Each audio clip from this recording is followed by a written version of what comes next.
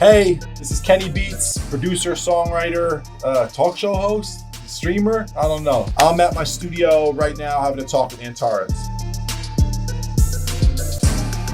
I probably got involved in music production around the time I was 14 or 15 years old.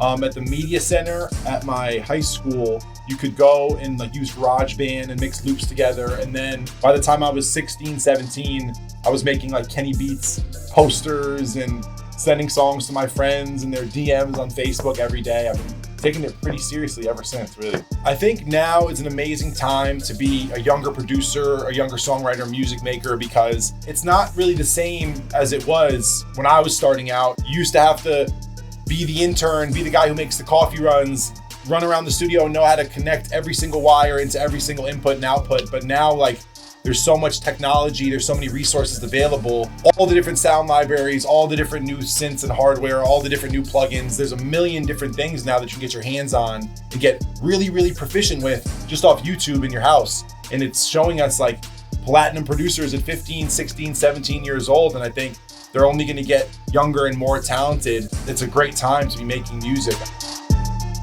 I used to record every rapper who lived in the tri-state area that I could get a hold of when I was 16 or 17 in my dad's closet in his apartment. And I was using auto-tune back then.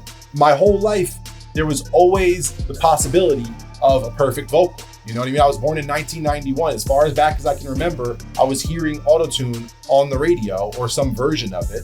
And it's kind of been something that has never really left my main toolbox since I was 18, 19 years old. Auto-tune's always been something where I know even if I just place it really subtly on this person's voice while they're recording, they're gonna sound better, they're gonna feel better about their idea, things are gonna go smoother, I'm gonna look like a genius. So I can't really remember a time when auto-tune wasn't a part of producing for me. And to see how far the technology's come now, I can't see it ever not being a part of my pedal board.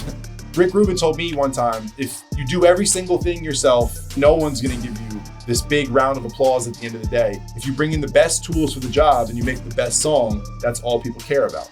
I believe that to be true.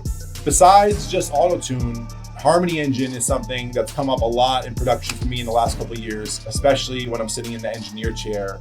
Working with King Princess on some music recently, I had asked her how she had done certain vocal things on her record, and she told me that it was this and that in Harmony Engine. So we were working on something a couple months ago, and I had to open Harmony Engine with her and have her walk me through her presets, her settings, how she was using it. And now I just steal her settings, so it's easy.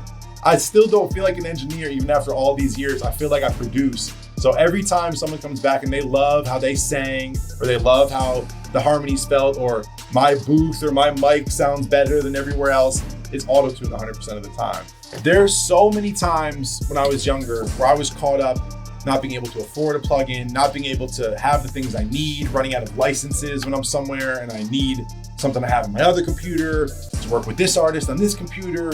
And being able to subscribe and not have to pay $500 out of your pocket, you know what I mean, in 1 second, and still be able to get full use of industry standard plugins that I promise you you're gonna need. It's such a relief. I do a thing on YouTube you guys might have seen before called The Cave. I just bring a lot of people I'm working with, we hang out, we make songs, it gets usually out of hand. And then besides that, I'm on Twitch every Monday and usually a couple other days besides that, twitch.tv/Kenny Beats. On YouTube, I'm just Kenny Beats, but watch me use autotune in action whenever you want. I'm there all the time. I just helped my cousin escape in an orange jumpsuit. The truth about The Cave is the only thing fake on the show are the songs. Everything else that goes on in that room is very true to form. Those are all artists I actually know in real life and spend time talking to and making music with and hanging out with. And so whenever we started putting GoPros in there, the energy didn't change too much. The only thing that we kept private was we don't want anyone to hear the music we're actually working on. So let's just make something for 10 minutes just to be funny. And you know what I mean? That's really the honest truth behind it.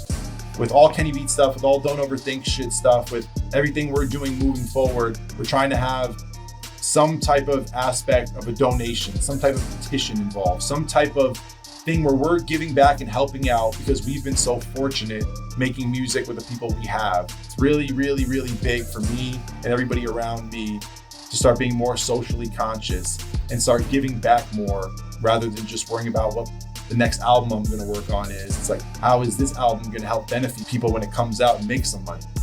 That's just where my head's at the moment.